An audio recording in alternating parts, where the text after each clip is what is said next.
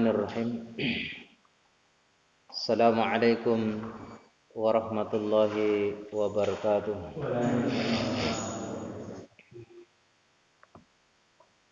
Innal hamdalillah nahmaduhu wa nasta'inuhu wa nastaghfiruh wa na'udzu billahi min shururi anfusina wa min sayyiati a'malina. من يهده الله فلا مضل له ومن يضلله فلا هادي له أشهد أن لا إله إلا الله وحده لا شريك له وأشهد أن محمدا عبده ورسوله لا نبي بعده يقول الله تبارك وتعالى في القرآن الكريم بعد أن أعوذ بالله من الشيطان الرجيم يا أيها الذين آمنوا اتقوا الله حق تقاته ولا تموتن إلا وأنتم مسلمون اللهم لا سهل إلا ما جعلته سهلا وأنت تسأل الحسن إذا شئت سهلا Ikhwani fid din rahimani rahimakumullah.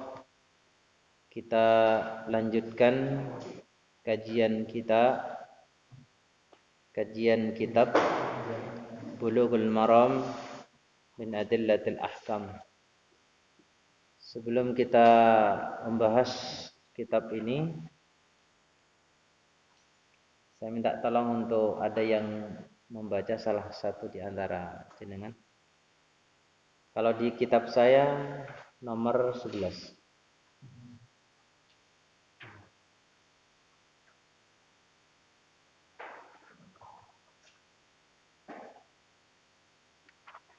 Monggo yang mau membacakan tentang masalah dihalalkan dua bangkai. Wonten Pak, apa nomornya beda dengan saya?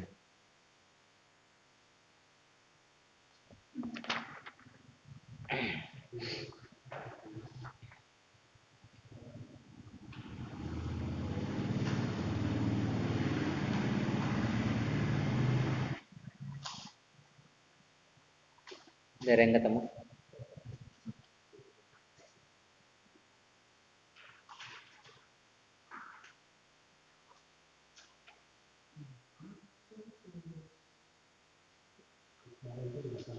Nomor 11 di kitab saya. Uhillat lana maitatani wa damani. Atau saya baca aja ya Pak ya, biar tidak terlalu lama. Bismillah.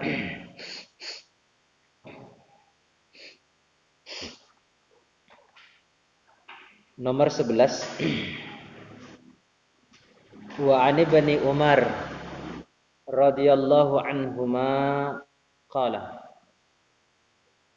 Dari Ibnu Umar radhiyallahu anhuma qala. Qala Rasulullah sallallahu alaihi wasallam 14 di buku jenengan. Oh. Beda cetakan.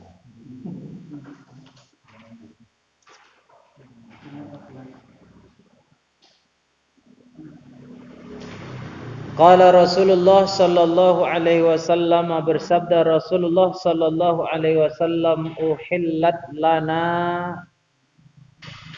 maitatani wadamani. Dihalalkan bagi kami, bagi kita, maitatani dua bangkai, wadamani dan dua darah. Fa ammal maitatani, adapun dua bangkai yang dihalalkan oleh Allah Subhanahu wa taala kepada kita, fal jaradu wal hut, belalang dan ikan. Wa ammad damani, Adapun dua darah yang dihalalkan oleh Allah Subhanahu wa taala kepada kita, fattihalu wal kabid, limpa dan hati. Akhrajahu Ahmad, dikeluarkan oleh Ahmad, wa Ibnu Majah dan Ibnu Majah, wa fihi dha'fun, di dalamnya ada kedhaifan. Tetapi ikhwani fiddin rahimani rahimakumullah, hadis ini menurut Syekh Muhammad Nasiruddin Albani rahimahullahu taala, beliau mensahihkan hadis ini. Beliau mensahihkan hadis ini. Kita jelaskan. Uhillat lana maitatani, dihalalkan bagi kami dua bangkai. Kita tahu bangkai itu adalah hewan yang mati dengan cara yang tidak wajar. Itu namanya apa? Bangkai. Atau penyembelihannya bukan berdasarkan syariat.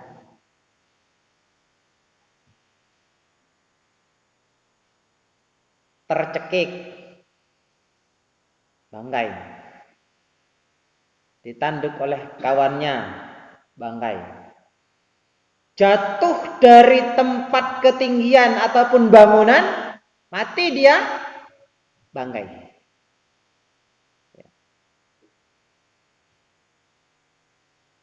Uhillat lana maitatani ay ba'da tahrimiha alladhi dallat alaihi al-ayatu wa damani kadzalik. Yakni setelah diharamkan oleh Allah Subhanahu wa taala sebagaimana yang termaktub di dalam ayat. Ingat ikhwan sekalian, bangkai itu haram. Dan ini ditegaskan oleh Allah Subhanahu wa taala dalam Al-Qur'an surat Al-Maidah itu ayat 3 itu, hurrimat alaikumul maitatu waddamu walahmul khinzir. Diharamkan bagi kalian bangkai dan darah. Ya. Tetapi ternyata ikhwan sekalian, ya, ada di sana bangkai yang diperbolehkan, artinya halal untuk kita makan. Dan itu dikhususkan, dipertegas oleh Rasulullah sallallahu alaihi wasallam, dua bangkai itu adalah apa? Al-jaradu wal hud. Belalang dan ikan, bangkai ikan. Ada yang bertanya begini, Pak. Bagaimana hukumnya makan laron begitu kan? Karena mereka ada yang beranggapan begini, bosnya laron itu termasuk belalang. Padahal ketahuilah, laron itu bukan belalang, tapi dia serangga dia. Maka tidak boleh, haram hukumnya makan laron itu. Kenapa? Karena laron itu termasuk serangga, bukan belalang dia. Orang Jawa itu kan ya penak ya Pak ya, dipepes kan gitu ya Pak ya, lauk lah gitu ya Pak ya, itu orang Jawa enak kan, peye, apalagi musim-musim, hampir musim apa penghujan kayak gini guys, lumayan ini kan, ya gratis tau, tidak perlu beli. Ya, ingat, laron itu bukan belalang, tapi dia serangga. Ya. Dan dia tidak masuk kepada pengertian ini. Ya. Dua bangkai yang dihalalkan oleh Allah Subhanahu wa taala, al-hud wal jarad, tadi itu al-jarad wal hud itu, laron itu tidak masuk di situ.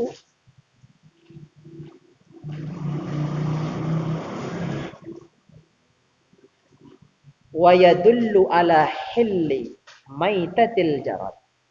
Hadis ini menjelaskan kepada kita, menunjukkan kepada kita bahwa yang namanya bangkai belalang itu halal untuk kita makan ala ayyi halin wujidat, dalam keadaan kondisi bagaimanapun kita dapatkan dia. Itu belalang.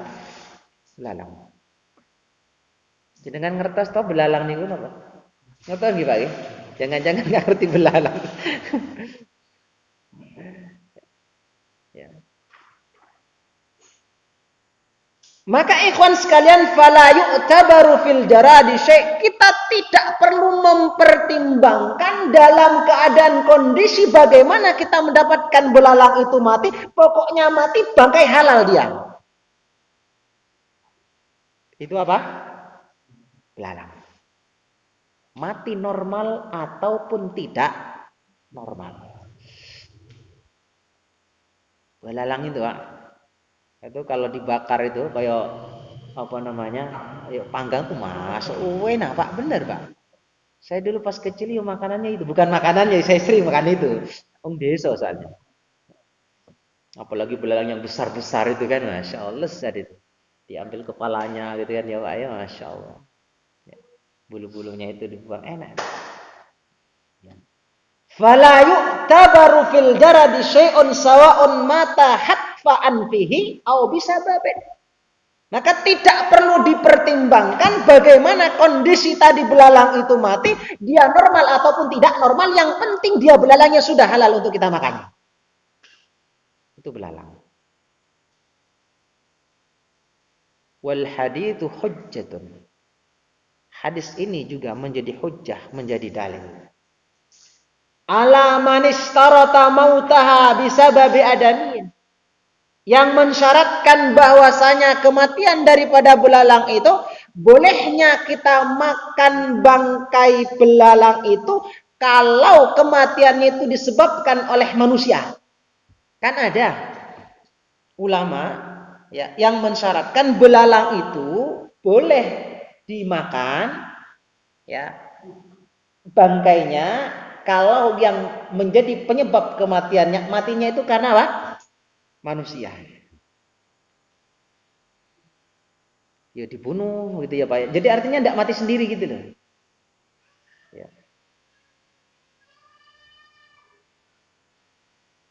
Wa illa hurimat.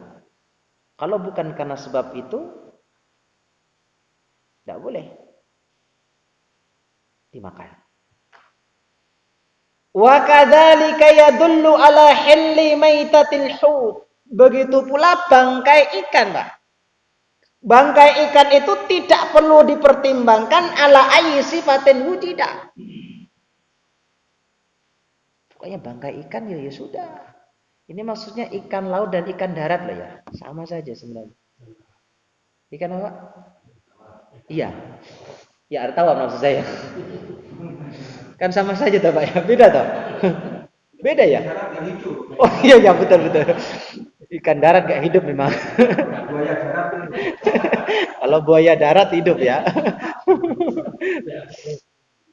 Iya, maksud saya ikan tawar, air tawar maksud saya.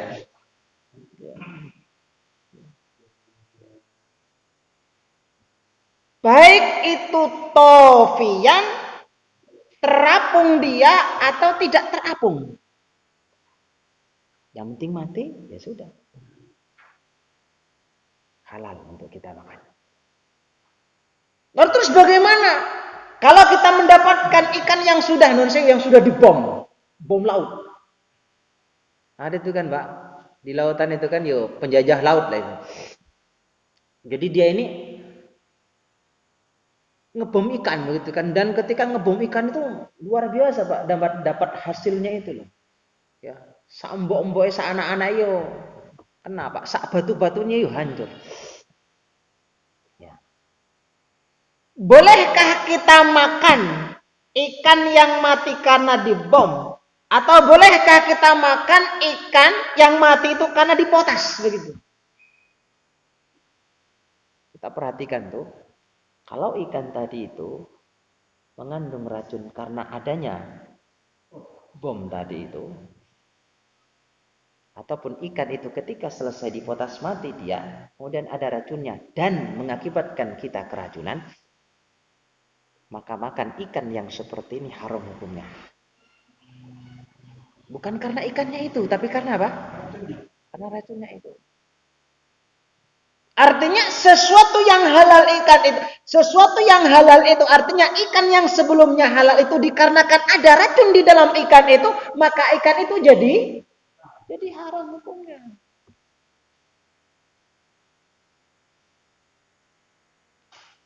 Haram karena ada sebab kan begitu kan.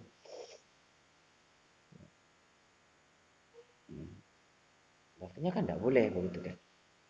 Kalau kita kiaskan begitu ikhwan sekalian, Katakanlah berinfak. Nyantuni fakir miskin. Pakai uang curian. Ya. Infak itu nyantuni fakir miskin itu kan pahalanya kan besar tuh Pak. Besar. Itu kalau normal. Cuma yang menjadi persoalan uang yang dia pergunakan untuk menyantuni fakir miskin tadi itu adalah uang yang didapatkan dengan cara yang haram, maka ini tidak akan mendapatkan manfaat dan dia tidak akan mendapatkan pahala dari Allah Subhanahu wa taala. Kenapa? Innallaha thayyibun. Allah itu apa? Thayyib. Allah itu baik. La yaqbalu illa thayyiban, dan Allah tidak akan menerima yang baik. Orang yang melaksanakan ibadah haji, ya, kemudian ongkos yang dipergunakan tadi itu adalah ongkos ataupun uang yang didapatkan dengan cara-cara yang haram, korupsi dan lain sebagainya, maka nilai hajinya itu di hadapan Allah Subhanahu wa taala tidak ada. Dia tidak akan mendapatkan pahala. Allah itu thayyib. Melaksanakan ibadah haji itu wajib bagi mereka-mereka yang mampu, tapi persoalannya ongkosnya itu loh. Ya, kan begitu. Sesuatu yang awalnya itu boleh dan mendapatkan pahala dari Allah Subhanahu wa taala, tapi dikarenakan ada sesuatu yang menghalanginya itu, perkara-perkara yang haram masuk ke dalamnya, maka itu tidak mendapatkan nilai di sisi Allah Subhanahu wa taala. Sama tadi dengan bangkai ikan yang mati karena diracun ataupun dipotas. Ingat ya, kalau beracun loh ya. Tapi kalau dipotas kan potas kayaknya enggak ya Pak ya, kayaknya. Enggak ada racunnya kayaknya. Ya. Membunuh secara massal kan gitu. Ya. Jadi, ikhwan sekalian, ya. Maka sekali lagi, tawfiyan kana au ghairahu li hadzal hadis wa haditsu al-hillu maitatuhu. Ya. Baik ikan tadi yang mati tadi itu terapung atau tidak terapung, yang penting mati, yang penting bangkai, maka al-hillu maitatuhu, halal bangkainya. Kecuali nanti ada persoalan-persoalan yang lain ya Pak ya. Karena tidak semua ikan itu enak dimakan. Iya enggak kira-kira? Ada Pak, ada. Saya soalnya orang pesisir, orang laut, saya ngerti loh ikan itu. Jadi ada ikan itu nek dimakan itu ya bisa. Nek bahasanya orang saya itu kopok namanya. Kopok itu Pak. Kopok itu tuli. Ada itu ikan kayak begitu itu. Nek dimakan itu bisa tuli Pak. Ada yang dimakan itu ya keracunan betul. Nah ini beda lagi hukumnya. Ya kalau sudah seperti ini ya beda. Ya. Maka sekali lagi ikhwan sekalian, terapung ataupun tidak terapung hal untuk kita makan. Tetapi ala kulli hal, karena kita ini kan belajar fikih.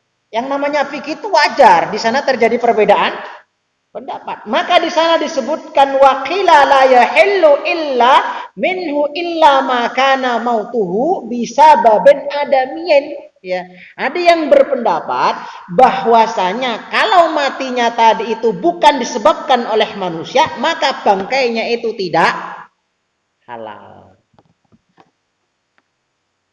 Ada rata-rata ikan kan begitu ya Pak ya.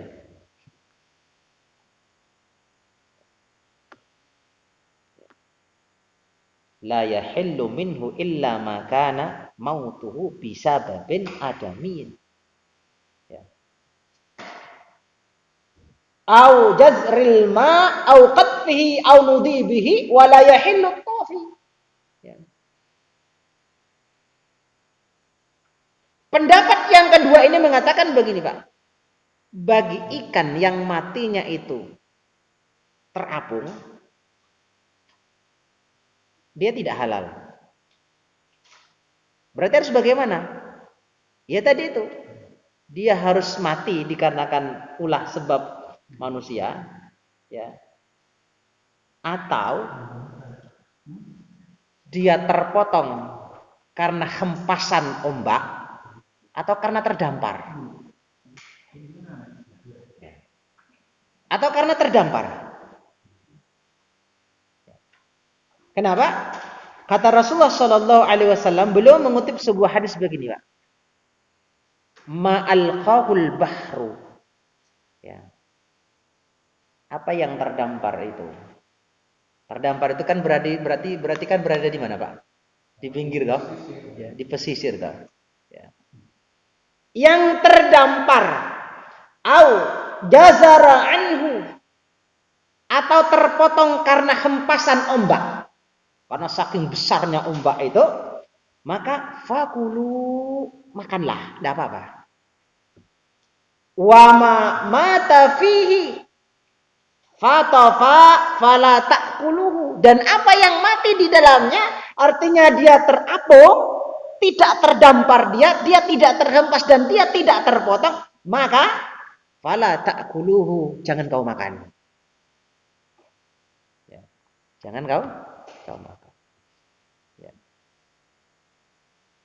Jadi yang boleh dimakan itu nek terdampar, ya, atau dia masuk ke dalam lubang kemudian mati, atau terpotong karena hempasan besarnya ombak, halal untuk dimakan.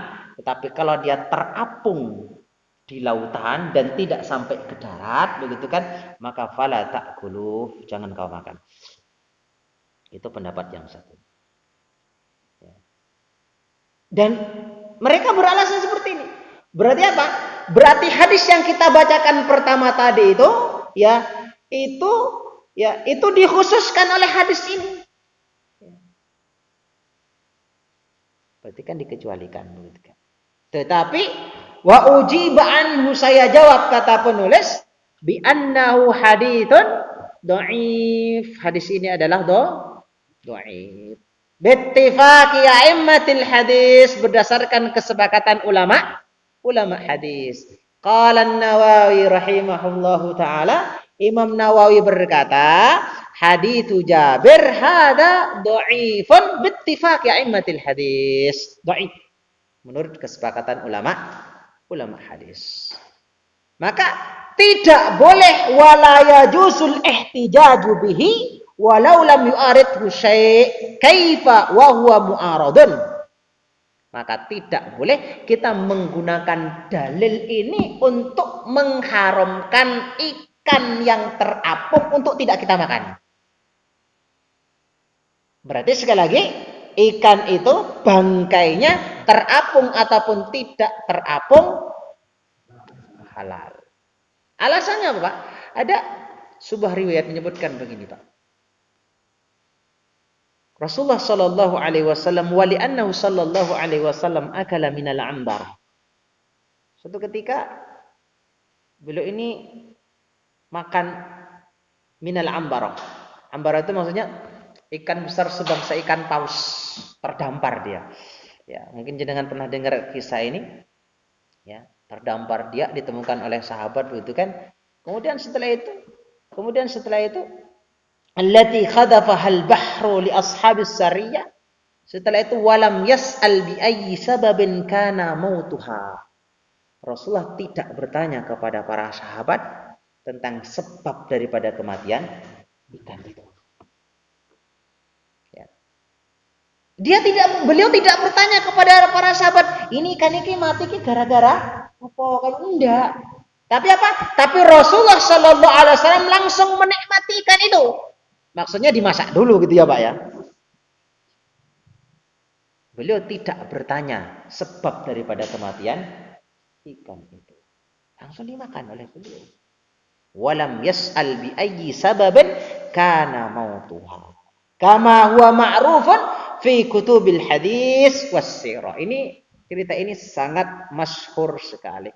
Adapun tentang wal kabid, tentang apa tadi? Tentang hati, itu adalah halalun bil ijma', halal menurut ijma'. Dan limpa itu wa kadzalika mithluha at-tihal, begitu pula limpa itu juga halal untuk kita makan illa annahu fil bahr, tetapi di dalam kitab yang bernama Al-Bahr di sana disebutkan annahu yukrah, makruh hukumnya limpa itu. Ya. Kenapa? Karena mereka beralasan pada sebuah hadis daripada Rasulullah, innahu luqmatus syaitan, karena itu adalah suapan syaitan. Ya. Limpa itu adalah suapan syaitan. Ya, ai innahu yusarru bi akli. Ketika kita makan, ketika seseorang makan limpa itu, maka setan itu senang. Tetapi illa annahu haditsun la yu'raf. Hadis ini tidak dikenal man akhrajahu, siapa yang mengeluarkan. Artinya hadis ini tidak bisa dipakai. Berarti apa? Kita kembali lagi kepada hadis yang pertama yang saya bacakan pertama tadi, bahwa yang namanya dua bangkai tadi itu belalang dan ikan itu halal untuk kita makan. Kemudian al-kabid wat tihal, limpa dan hati itu halal juga untuk kita makan. Ini maksudnya hati apa, Pak? Hati hewan yang halal untuk kita makan. Ya. Nek hatinya kucing, ya enggak bisa, gitu kan? Enggak bisa, gitu kan? Kucing haram kok dimakan, Pak. Ya. Jadi begitu. Wallahu a'lam bishawab. Lanjut hadis berikutnya. Ada yang mau membacakan, Pak? Monggo. Yang paling belakang mungkin. Hadis yang berikutnya.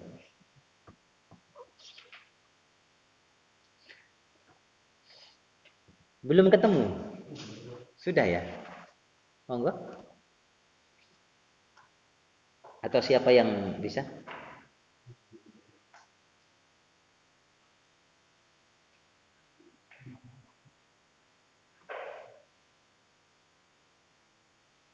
Tidak usah diterjemahkan, tidak apa-apa.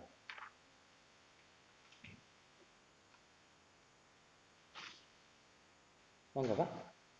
Monggo. An Abi Hurairah qala Rasulullah sallallahu alaihi wasallam, idza waqa'at dubabu fi syarabi ahadikum fal yalmishu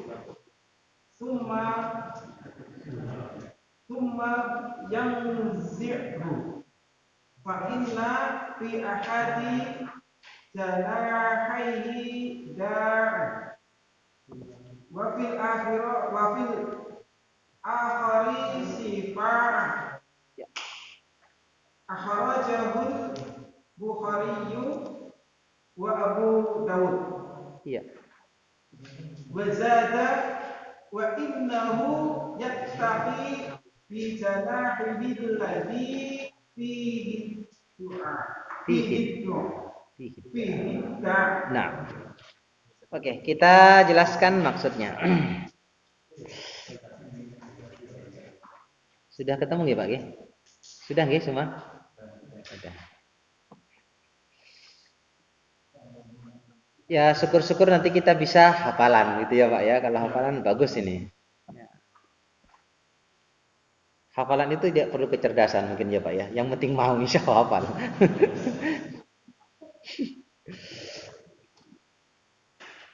Wa an Abi Hurairah radhiyallahu anhu qala. Dan dari Abu Hurairah radhiyallahu anhu qala. Qala Rasulullah sallallahu alaihi wasallam, bersabda Rasulullah sallallahu alaihi wasallam, idza waqa'ad dubabu fi syarabi ahadikum, apabila ad-dubab itu lalat. Apabila lalat masuk, atau nek bahasa Jawa nyemplung. Betul ya? Ya. Keminuman salah seorang di antara kalian, maka hendaklah falyaghmishu, hendaklah dia menenggelamkan lalat tadi itu nyemplungkan. Lalat tadi itu ya. Atau kalau lalat tadi itu masuk ke dalam makanan kita ya, fi ta'amin, maka falyaghmishu, tenggelamkan dia juga.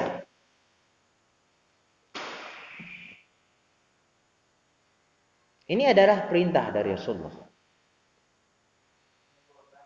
Tenggelamkan lalat itu ke dalam makanan itu, benamkan dia, celupkan dia ke dalam minuman itu. Ketika dia masuk ke dalam minuman tadi itu, dan utuh Pak, lalatnya itu utuh, dicemplung nih.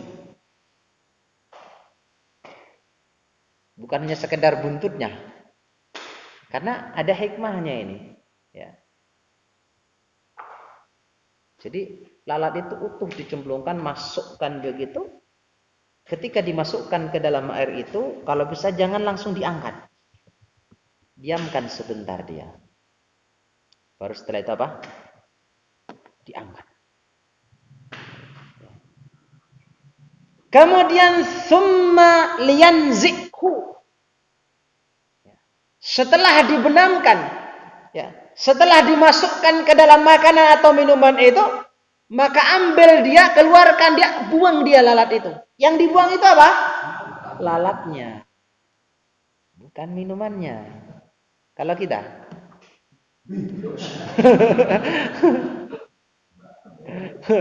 minuman ya, lalat ya, langsung seru gitu kan.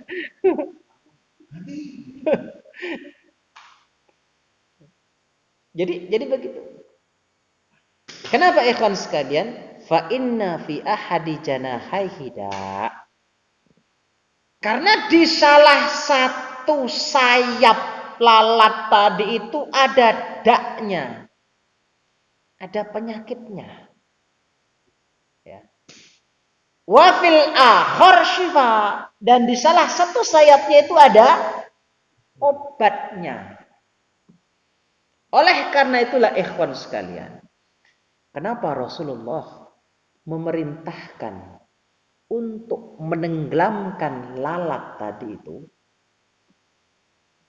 Dikarenakan lalat itu menurut Rasulullah sallallahu alaihi wasallam, wa innahu yuqaddimus summa wa yuakhiru syifa.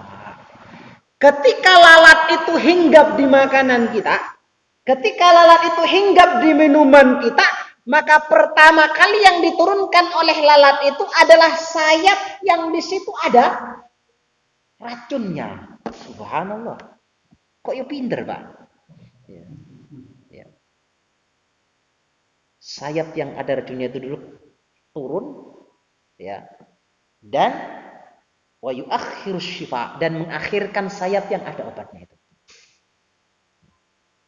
Sehingga ya, ketika kita menenggelamkan lalat tadi itu ke dalam air tadi itu, Pak, yang awalnya yang pertama kali itu yang masuk ke dalam air itu adalah penyakit, adalah racun. Itu ya Pak ya, penyakit itu, ya. Kemudian setelah itu kita tenggelamkan sisan, begitu ya Pak ya. Berarti apa? Berarti racun, ya, penyakit ketemu sama penawarnya. Subhanallah. Ya. Nek ketemu kira-kira netral enggak, Pak? Netral, Pak. Subhanallah. Ya. Maka jangan diangkat, Pak. Maksud saya cemplungkan dhisik, baru diangkat. Nek kita kan enggak langsung diambil. Oh enggak, berarti nek jenengan ngambil lalat itu begitu kan? Berarti jenengan tuh ninggalkan apa? Racun. Belum ditenggelamkan kok, belum disterilkan kok, belum dinetralkan. Tenggelamkan dulu begitu kan? Nanti netral, subhanallah. Itu lalat, Pak. Maka ikhwan sekalian, wal haditsu dalilun dhahirun. Hadis ini menjadi dalil yang jelas. Ala jawazi qatlihi, bolehnya kita membunuh lalat itu daf'an li dararihi, untuk mencegah mudarat, untuk menolak mudarat. Kenapa? Karena kalau kita tidak tenggelamkan, Pak. Karena gini, secara otomatis ketika kita menenggelamkan lalat tadi itu dia kan mati toh? Ya, ya. Dia mati, ya. Maka di sini ya para ulama menyimpulkan bolehnya kita membunuh lalat untuk menolak, untuk mencegah sesuatu yang membahayakan. Kenapa? Karena kalau kita tidak bunuh bahaya. Ini mungkin bisa kita kiaskan begini. Seorang perampok datang ke rumah kita, gitu. Mencuri, itu kan, nyabet barang-barang kita lah, itu kan. Kemudian dia siap untuk membunuh kita. Bolehkah kita melawan? Boleh, Pak. Kalau terjadi pembunuhan, gimana? Secara hukum syar'i, ya, ketika dia membela diri dan terjadi pembunuhan dan maling itu mati di tangan kita, karena kita membela diri. Karena kalau kita yang tidak bunuh, dia yang bunuh kan begitu, Pak. Wong sudah niat kok pisau sudah di sini kok nancep begitu kan? Gimana coba? Ya. Maka membela seperti ini itu hukumnya boleh. Secara pengadilan, hukum syar'i maksud saya, itu dia tidak terkena pasal maksud saya. Ya nggak tahu saya kalau pasal Indonesia. Kena ya, Pak ya. Kena. Alasannya, kenapa kok nggak diamankan begitu? Diamankan gimana? Siap mateni kok diamankan begitu kan? Iki pisau itu sudah di sini, sudah keluar dari sarungnya, sudah siap nancapkan ke kita. Tapi alhamdulillah kita berhasil dulu, gitu kan, membunuh dia. Secara hukum dia tidak berdosa, insya Allah. Tapi kalau pengadilan, wallahu a'lam bishawab. Ya, kenapa? Ya, dia mati atau kita yang mati kan? Kemudian bunuh, Pak. Ya. Membela diri. Bahkan kalau kita baca hadis daripada Rasulullah sallallahu alaihi wasallam, membela diri ya untuk keluarga kita, melindungi keluarga kita, harta kita, kemudian kita mati dikarenakan itu, maka kita fahuwa syahid. Dia mati syahid. Tapi kan kita kan takut, Pak. Ya beda urusan. Ya. Kita kembali lagi.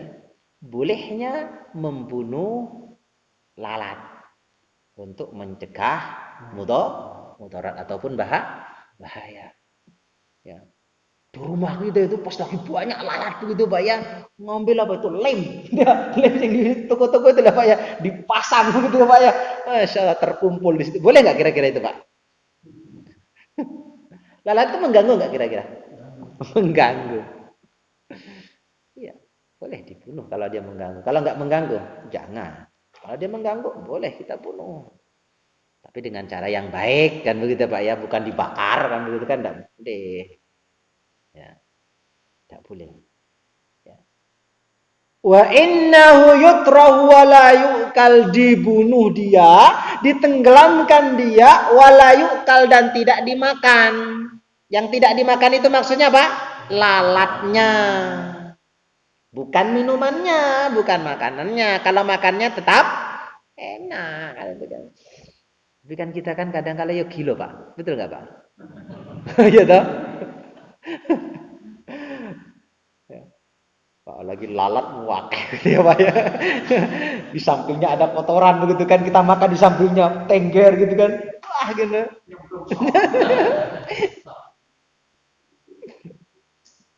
Masya Allah.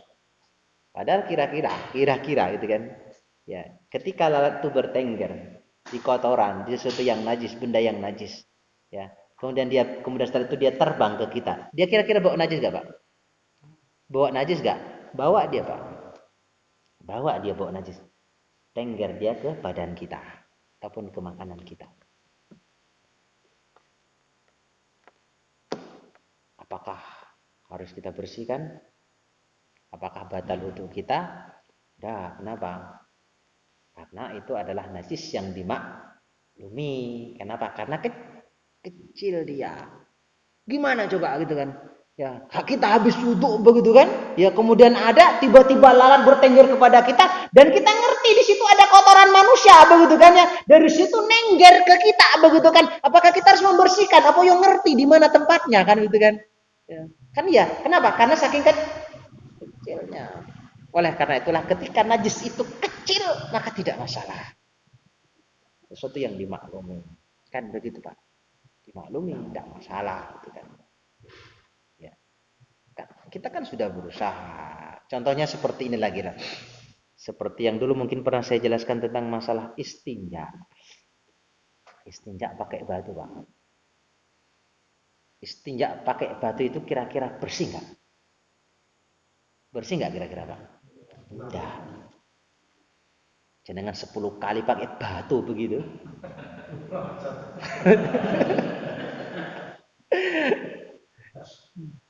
Non saya apalagi pas diare begitu.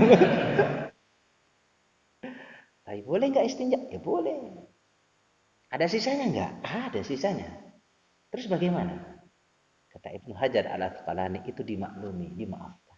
Yang penting kita sudah berusaha untuk membersihkan.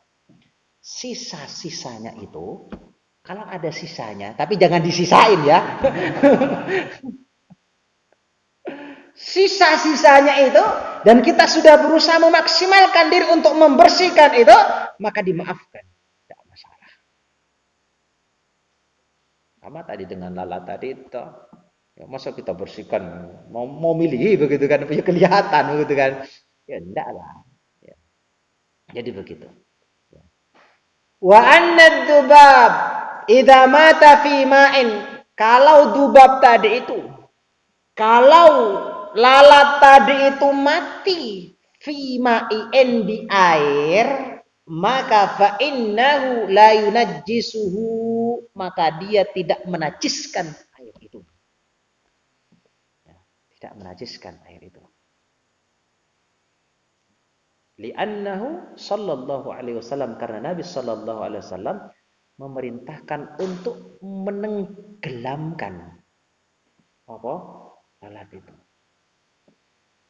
Kalau seandainya lalat itu menajiskan minuman itu, kalau seandainya lalat tadi itu menajiskan makanan itu, maka secara otomatis Rasulullah tidak akan memerintahkan kita untuk menenggelamkan lalat itu.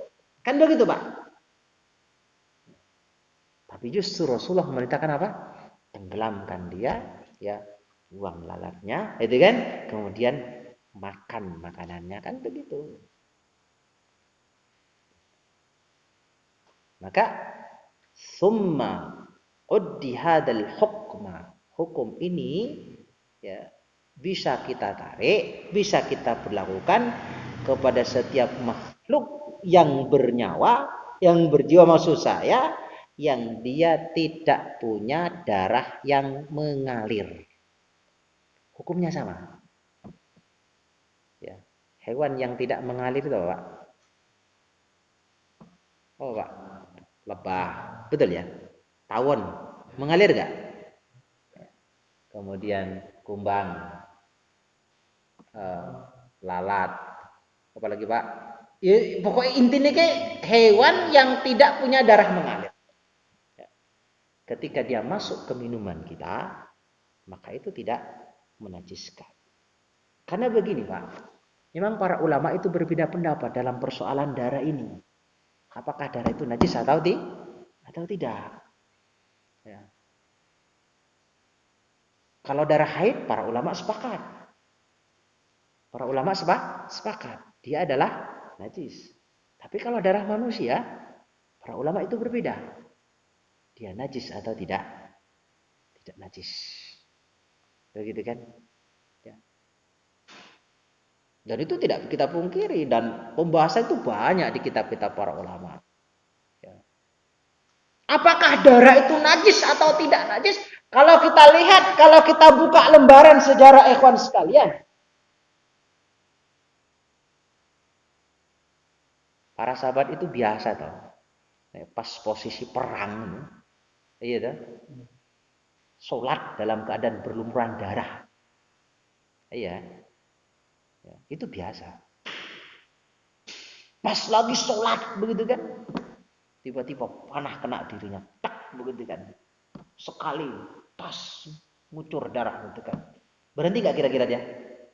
Dah. Para sahabat itu kena panah pertama itu enggak berhenti, Pak. Kalau kita Jangankan panah, lalat nengger saja sudah bingung gitu kan. Begitu kan muncrat darah. Tetap dia subhanallah. Tetap dia melanjutkan sholatnya. Ini kita ingin menjelaskan bahwasanya kalau yang saya paham, tapi sekali lagi ini berbeda pendapat di antara para ulama. Kalau yang saya baca, ya saya lebih memilih kepada pendapat yang mengatakan bahwasanya darah manusia itu tidak lalat. Warna takut itu kan muncul darah. Tetap dia sholat, melanjutkan sholatnya. Setelah itu mungkin ya musuhnya ya bingung. Ya kok ora berhenti sholat begitu kan. Tembak sisan begitu. Takut yang kedua. Yang kedua, tembakan yang kedua itu Pak, belum berhenti juga beliau. Subhanallah. Ya. Setelah itu apa? Tembakan itu kan baru dia roboh Pak. Selesai salatnya. Ya. Pas lagi berlumuran darah begitu. Ya. Akhirnya ya kawan yang berada di sampingnya. Ini kan ceritanya pas posisi perang. Dia pas lagi nunggu jaga. Dalam sebuah dia disebutkan seperti itu. Ya, dia sama kawannya dua gitu kan. Satunya itu jaga, satunya apa? Ya, istirahat tidur gitu kan. Pas lagi ada jaga itu dia pergunakan untuk sholat. Sampai ketiga roboh dia Pak. Pas lagi roboh itu langsung teman yang tidur itu Pak bangun. Ada apa gitu kan. Akhirnya teman tadi mengatakan, kenapa kamu, ini bahasa saya, kenapa kamu tidak membangunkan saya? Gitu kan. Apa jawabannya dia? Subhanallah. Jawabannya dia ya ikhwan, saya tidak mau memotong ayat kalamullah. Subhanallah. Saya tidak akan berhenti, ya. Saya tidak bisa berhenti di pertengahan ayat, ya. Saya membaca kalamullah, saya malu nih bahasanya kan begitu. Untuk menghentikan sholatku ini. Itu kan akhirnya tetap dia melanjutkan sholatnya itu subhanallah. Ya, itu sahabat gitu ya. Itu sahabat. Dia malu untuk memutus sholatnya. Dia tidak mau memutus bacaan Al-Qur'annya. Oleh karena itulah ikhwan sekalian, ya, sebelum saya lanjutkan kepada pembahasan ini, menurut Imam Nawawi rahimahullahu taala di dalam kitab At-Tibyan itu bahwa secara adab ketika kita membaca Al-Qur'an kita jangan memutus ayat. Kenapa? Karena kita sedang berhadapan dengan kalamullah. Maka pas kita baca Al-Quran itu, baca ayat-ayat kalamullah yang ada dalam mushaf itu, jangan disambil sama ngobrol. Ya. A'udzubillahi minasyaitonirrajim. Amma yatasaalun. Bu, minta tolong, Bu, begitu kan? Minta tolong handuknya diambilkan gitu kan. Lanjut lagi. Anin naba'il adzim. Itu terus itu nanti ngobrol gitu kan. Tidak boleh secara adab itu tidak boleh. Nah, terus bagaimana? Sampaikan, artinya sampai kepada ayat itu berhenti. Jangan diputus. Tidak boleh. Secara adab itu tidak boleh. Memutus ayat itu tidak boleh. Makruh hukumnya. Ya, memutus ayat itu. Maka khusyuk kita membaca Al-Quran itu jangan dipotong pas membaca Al-Quran. Dan kita sampaikan kepada istri kita, anak-anak kita, nek aku maca Quran, ojo diganggu. Bukan ganggu, kok Pak, malah ngajak ngobrol kan gitu kan. Asik begitu kan. Yang seharusnya 1 juz itu ya setengah jam, akhirnya 2 jam begitu kan. Udah rampung-rampung begitu kan. Ya, akhirnya baca Al-Kahfi itu gitu kan yang seharusnya setengah jam ya udah rampung-rampung toh, Pak.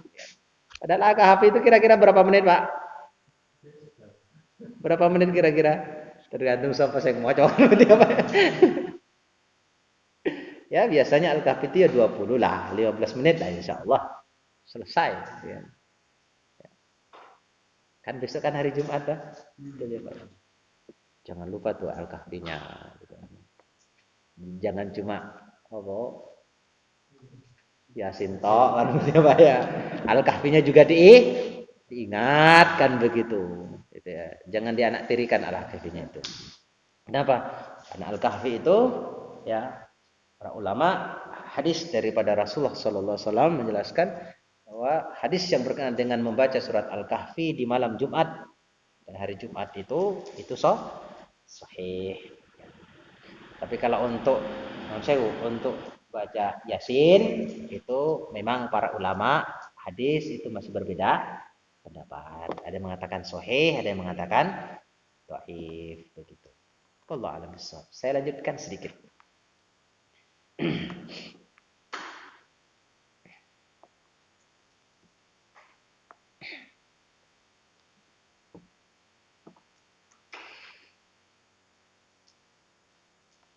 Sampai mana tadi, Pak?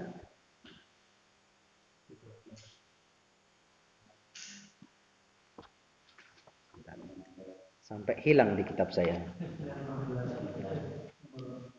Iya. Iya. Ya, saya lanjutkan. Ini bisa kita kiaskan, ya. Saya kembali lagi kepada hewan yang tidak punya darah yang mengalir. Sama saja hukumnya, dia tidak menajiskan air. Kalau tadi itu sebagaimana saya sampaikan tentang masalah darah manusia itu, memang para ulama itu berbeda pendapat. Ada yang mengatakan najis, ada yang mengatakan suci. Kan begitu ya Pak ya? Kalau darah haid, ulama sepakat itu najis. Ya. Memang itu kalau belajar fikih memang begitu ya Pak. Yuk, belajar fikih itu enak Pak sebenarnya. Enak sebenarnya belajar fikih itu. Tapi ini belajar fikih itu jangan banyak nonton YouTube. Bingung. Ini ki beda gitu kan. Kadang sing bener ke sing ndi kan gitu kan. Mumet kan gitu kan. Maka ketika kita belajar itu Pak, kita harus punya patokan, kita harus punya pegangan satu saja begitu. Biar nanti yang lainnya itu wawasan. Ojo ditompo kabeh kan begitu Pak. Mumet malahan, apalagi kita ini bukan seorang mujtahid kan gitu kan. Kita ini hanya sekedar ikut-ikutan, malah ayo bingung. Makanya ada orang yang bilang begini, belajar fikih itu mumet Pak, begitu kan, sing bener ke sing dia bingung begitu kan. Karena enggak punya pegangan soalnya. Ya. Enggak punya pegangan. Kalau kita punya pegangan itu enak Pak. Kayak mengalir begitu. Ya, belajar fikih itu enak. Ya, enak belajar fikih itu. Saya lanjutkan. Ya. Kemudian ikhwan sekalian, tawon, lalat, kemudian kumbang, ketika dia jatuh ke makanan, ya, apalagi minuman yang panas tuh, itu biasanya nyemplung gitu langsung mati begitu kan, ya, enak itu langsung terus angkat begitu kan, ya minum begitu kan, tapi pas panas jangan diminum ya. jadi begitu. Maka ikhwan sekalian, sekali lagi, ya. Kenapa Rasulullah Shallallahu Alaihi Wasallam memberitakan untuk menenggelamkan itu? Dikarenakan ketika jatuhan pertama itu yang jatuh pertama kali itu adalah daknya, adalah penyakitnya, adalah racunnya itu.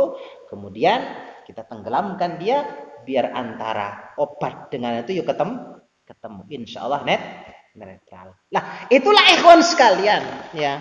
Yang menjadi senjatanya lalat itu yang sayap yang beracun itu. Maka biasanya nek lalat itu nengger ke kita, biasanya ya para ulama menjelaskan begini, kenapa kok di situ ada racunnya? Itu sebagai senjata bagi lalat. Ya, senjata bagaimana? Biasanya dia tuh kalau ke kita, nengger ke kita, nemplek ke kita, biasanya itu kan gatal, kadang bengkak. Itu membuktikan bahwa memang itu betul ada itu. Subhanallah. Ya. Itu sudah puluhan tahun sana Rasul itu sudah paham kan gitu ya. Subhanallah. Karena berdasarkan wahyu. Lah ikhwan sekalian, sebelum saya tutup, lalat yang sekecil itu Pak, seperti itu Pak. Ya, kondisinya bisa menjatuhkan yang pertama itu adalah penyakitnya tadi itu. Ya. Bagi orang-orang yang beriman itu Pak. Bagi orang-orang yang beriman, dia akan bisa mengambil kesimpulan dan dia bisa mengambil hikmah dan pelajaran yang ada di situ. Itu orang yang beriman. Lalat sekecil itu seperti itu, Pak. Karena orang yang beriman itu adalah mereka-mereka yang cerdas. Kenapa mereka cerdas? Karena dia bisa mengambil pelajaran, bisa menyimpulkan dari setiap peristiwa yang ada itu. Makanya orang yang beriman itu orangnya cerdas. Orang cerdas, akal itu berbeda dengan kecerdasan. Ingat ya, Pak ya. Akal itu berbeda dengan kecerdasan. Ya. Orang yang berakal, ya, belum tentu dia orang yang cerdas belum tentu dia berakal. Kenapa, Pak? Karena orang yang berakal itu adalah mereka yang mampu membedakan mana yang baik dan mana yang buruk. Itu berakal. Tapi orang cerdas tidak begitu. Maka banyak orang yang cerdas, tetapi dia seperti orang gila. Iya enggak? Banyak orang yang pintar secara IQ, gitu kan? Tapi dia tidak berakal. Karena akal itu sekali lagi, Pak, membedakan mana yang baik dan mana yang buruk. Ya, maka orang yang beriman itu semuanya cerdas. Maka saya pernah dengarkan ceramahnya raisnya teman-teman itu siapa? Kiai Haji Hasyim Muzadi ya. Di Indonesia itu tidak kurang-kurang orang pintar. Betul nggak, Pak? Nggak kurang orang pintar itu. Tersebar itu kelihatannya ceramah itu. Ya.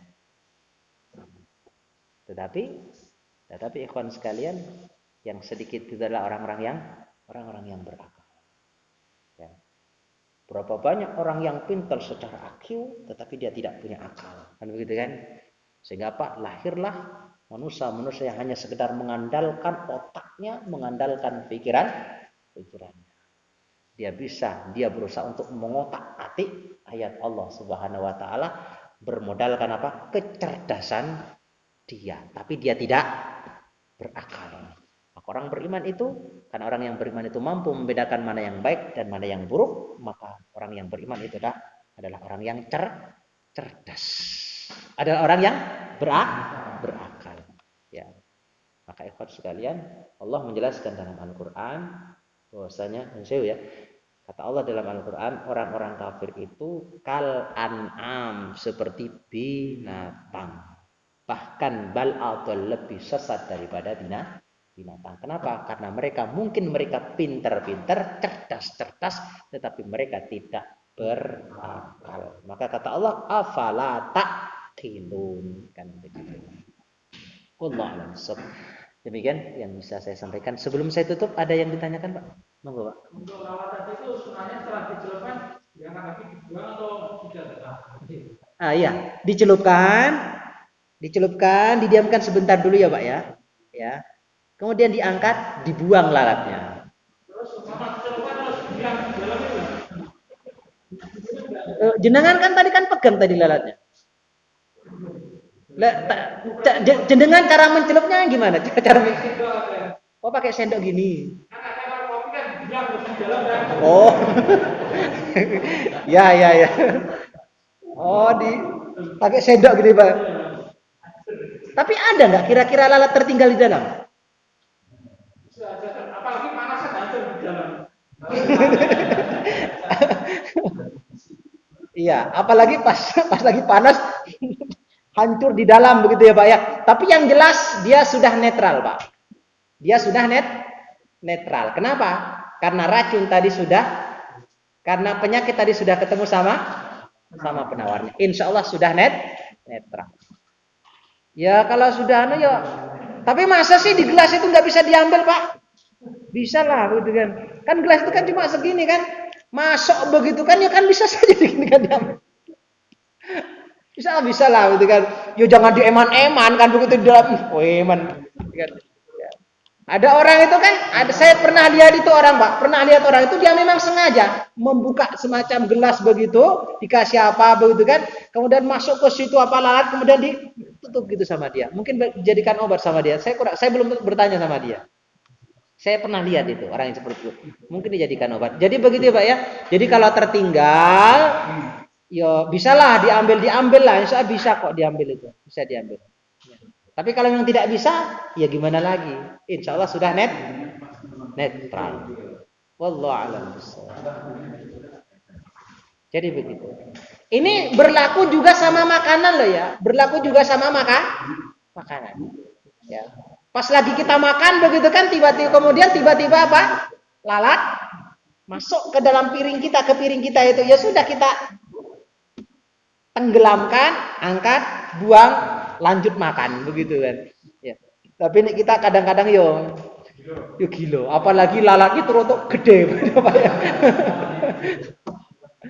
Wallahu a'lam bishawab. Cukup ya Pak ya? Kita lanjutkan pekan depan insyaallah. Subhanakallah bihamdika asyhadu an la ilaha illa anta astaghfiruka wa atubu ilaik. Assalamualaikum warahmatullahi wabarakatuh.